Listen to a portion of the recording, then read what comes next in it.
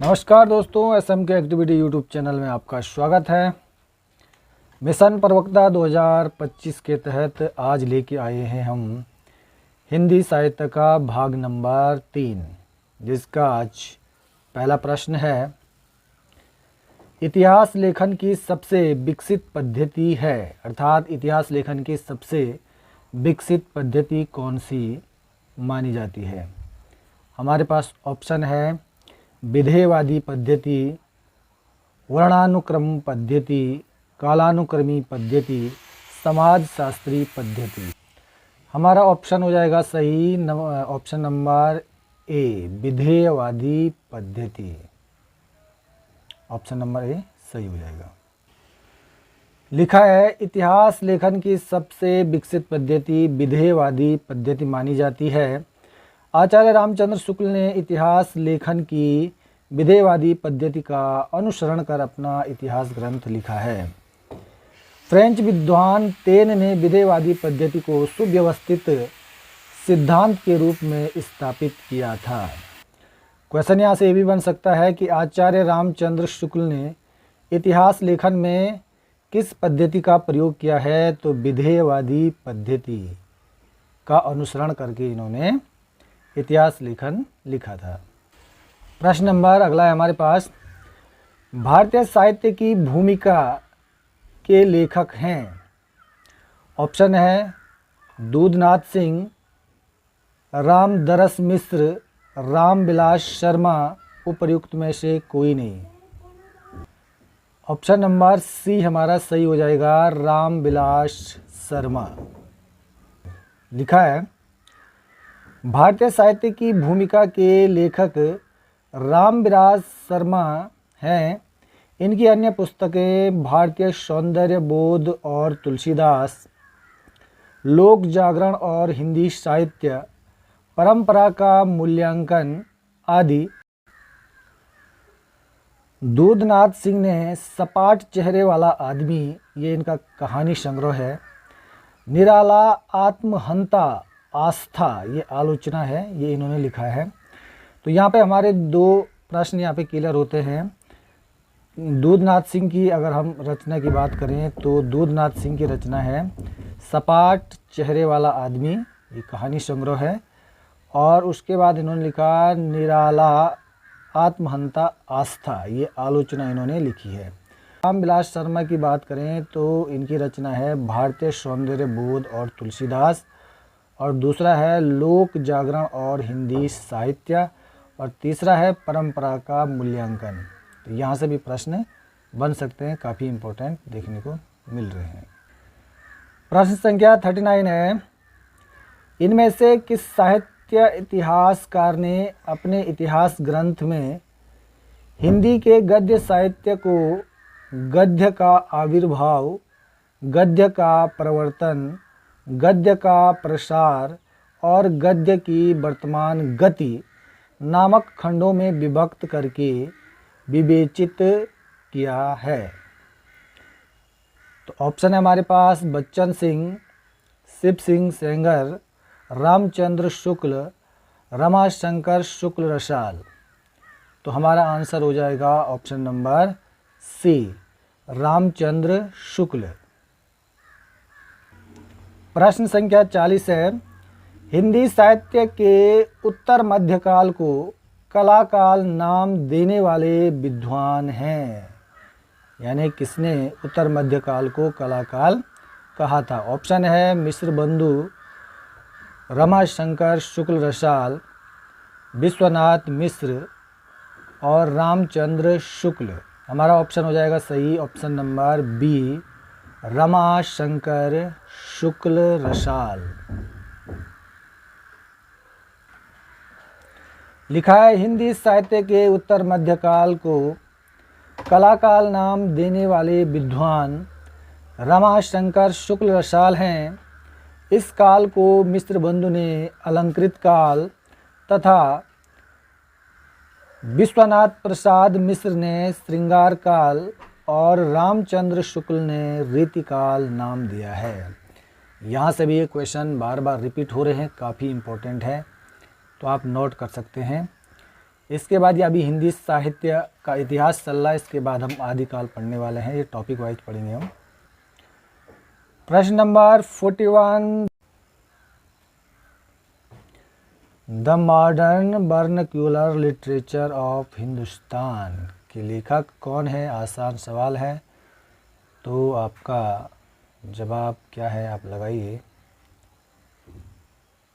हमारा ऑप्शन हो जाएगा सही, जॉर्ज ग्रियर्सन। बहुत बार रिपीट हो रहा है, काफ़ी इम्पोर्टेंट प्रश्न है, देख लेंगे। The modern vernacular literature of Hindustan के लेखक जॉर्ज ग्रियर्सन हैं। इस रचना को सच्चे अर्थों में हिंदी साहित्य का पहला इतिहास ग्रंथ माना जाता है। यहाँ से भी क्वेश्चन बन सकता है। ग्रियर्सन ने अपने ग्रंथ में 952 कवियों को शामिल किया है। डॉक्टर किशोरीलाल गुप्त ने the modern vernacular literature of Hindustan का हिंदी साहित्य का प्रथम इतिहास शीर्षक से हिंदी अनुवाद किया है, जिसका प्रकाशन 1957 में हुआ है। तो यहाँ से कई प्रकार के क्वेश्चन आपको देखने को मिल सकते हैं। प्रश्न नंबर 42, हिंदी साहित्य के इतिहास लेखन की परंपरा का सूत्रपात किसने किया था? Acharya Ramchandra Shukla, Garcin de Tassy, George Grierson, Shiv Singh Sengar.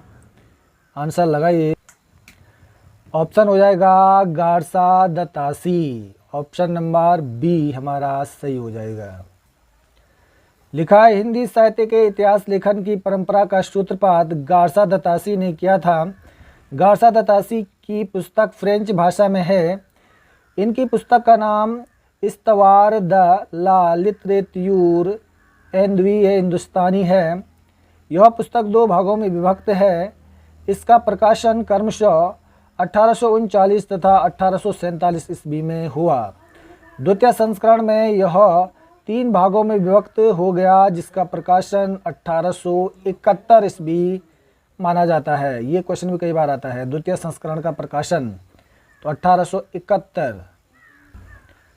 प्रश्न संख्या 43, हिंदी साहित्य के उत्तर मध्यकाल को अलंकृत काल कहने वाले विद्वान इनमें से कौन है? मिश्र बंधु, रामचंद्र शुक्ल, विश्वनाथ प्रसाद मिश्र या नागेंद्र? हमारा ऑप्शन नंबर ए सही हो जाएगा, मिश्र बंधु। मिश्र बंधु ने मध्यकाल को, हिंदी साहित्य के मध्यकाल को अलंकृत काल कहा। ऑप्शन नंबर ए हमारा सही आंसर हो जाएगा।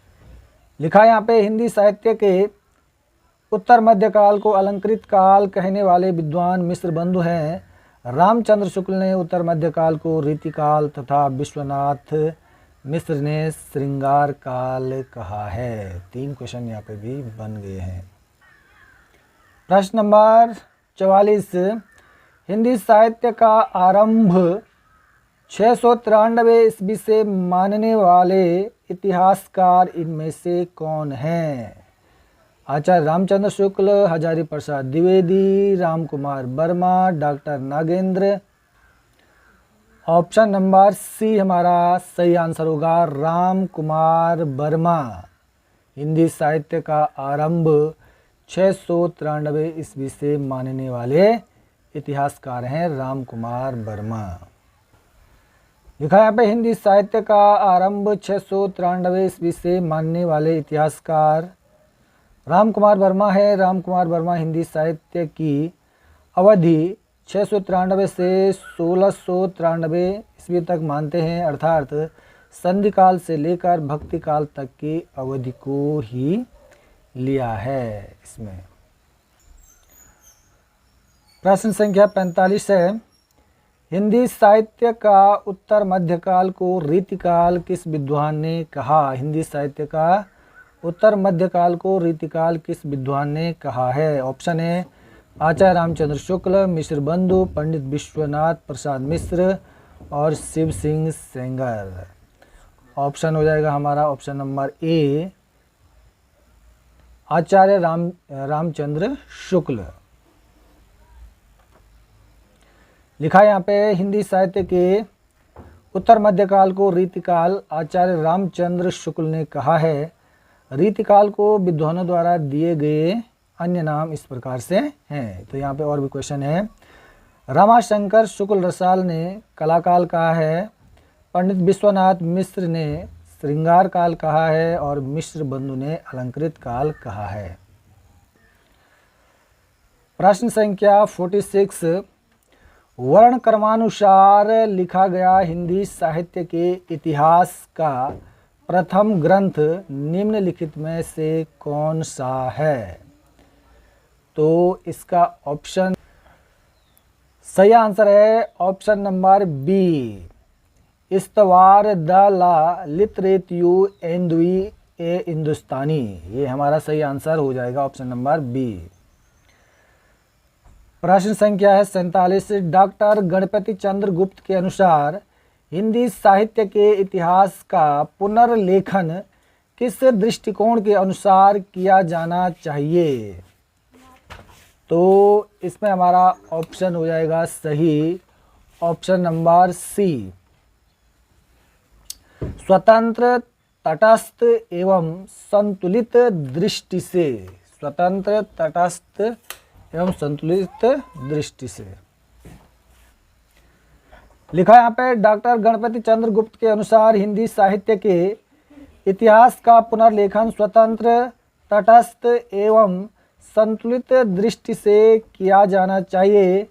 ध्यातव्य है कि डॉक्टर गणपति चंद्र गुप्त जी ने हिंदी साहित्य का इतिहास ग्रंथ हिंदी साहित्य का वैज्ञानिक इतिहास शीर्षक से 2 भागों में वर्ष 1965 ईस्वी में लिखा है। तो यहाँ से भी काफ़ी इम्पोर्टेंट जानकारी देखने को मिली।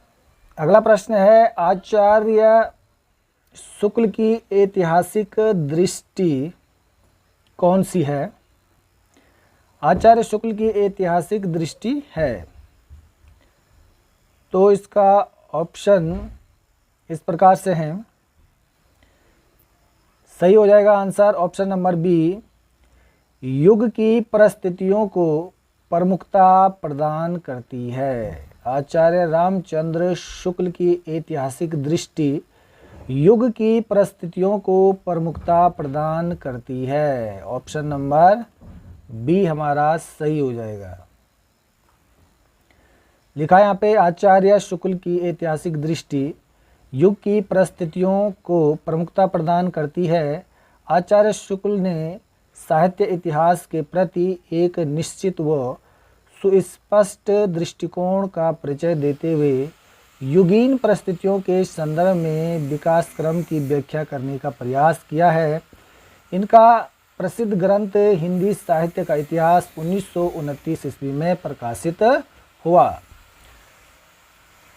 प्रश्न संख्या 49 लिखा है, ऐतिहासिक कालक्रम के अनुसार निम्नलिखित में से कौन सा नामकरण गलत है?